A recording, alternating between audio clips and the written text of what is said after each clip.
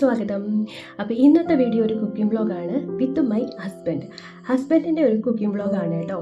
അപ്പോൾ ഇന്ന് നമ്മൾ വെക്കാൻ പോകുന്നത് പാലക്കിൻ്റെ ചീരക്കറിയാണ് കേട്ടോ.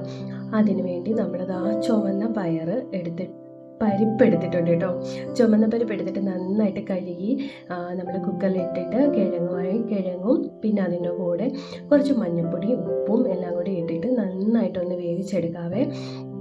അപ്പം അതായത് ഈ ഒരു പാലക്കിൻ്റെ ചീരക്കറി ഞങ്ങൾക്ക് ഭയങ്കര ഇഷ്ടമാണ് കേട്ടോ. പണ്ട് ഹസ്ബൻഡ് കുവൈറ്റിൽ നിന്ന സമയത്ത് ഇതൊക്കെയായിരുന്നു മിക്കപ്പോഴും കഴിക്കാറുണ്ടായിരുന്നത്.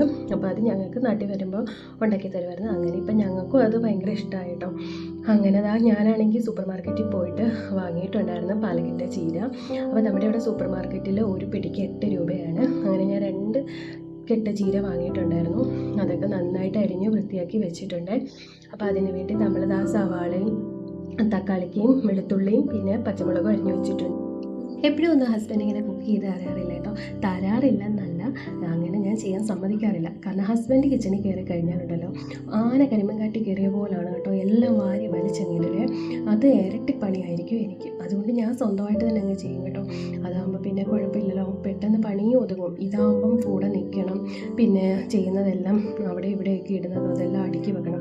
അങ്ങനെ എനിക്ക് ഇരട്ടി പണിയായിരിക്കും. അങ്ങനെ നമ്മുടെ പരിപ്പൊക്കെ വെന്തിട്ടുണ്ട് കേട്ടോ. പയറെന്നാണ് വായി വരുന്നത്. പരിപ്പൊക്കെ വെന്തിട്ടുണ്ട്. അപ്പോൾ അതിലേക്ക് നമ്മുടെ പാലക്കിൻ്റെ ചീര അരിഞ്ഞു വെച്ചതും കൂടി ഇട്ടിട്ട് എടുക്കാം കേട്ടോ. അപ്പോൾ സിദ്ധു ആണെങ്കിൽ ഞങ്ങളുടെ കൂടെ ഇവിടെ നിൽക്കും കേട്ടോ.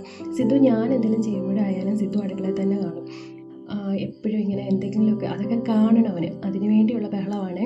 പിന്നെ അതുമല്ല ഉറങ്ങാനും കൂടിയുള്ള ബഹളമാണ് കേട്ടോ. അങ്ങനെ നമ്മുടെ പയറെല്ലാം നമ്മളത് ഉടച്ചെടുത്തിട്ടുണ്ട്. പരിപ്പെല്ലാം നമ്മൾ ഉടച്ചെടുത്തിട്ടുണ്ട് കേട്ടോ. ഉടച്ചെടുത്തിട്ട് നമ്മളിനി കടുക് വറുത്തിട്ട് നമ്മളെല്ലാം വഴറ്റിയെടുക്കണേ. നമ്മൾ അരിഞ്ഞ് വെച്ചിരിക്കുന്നതെല്ലാം വഴറ്റിയെടുക്കണം. അങ്ങനെ കടുകൊക്കെ പൊട്ടിയിട്ടുണ്ട്. കടുക് പൊട്ടിയ കൂട്ടത്തിൽ ഞങ്ങളുടെ കയ്യിലിരുന്ന കടുകിൻ്റെ പാട്ടയും താഴെ വീണിട്ടുണ്ടായിരുന്നു. അങ്ങനെ കടുകെല്ലാം വീണുപോയി.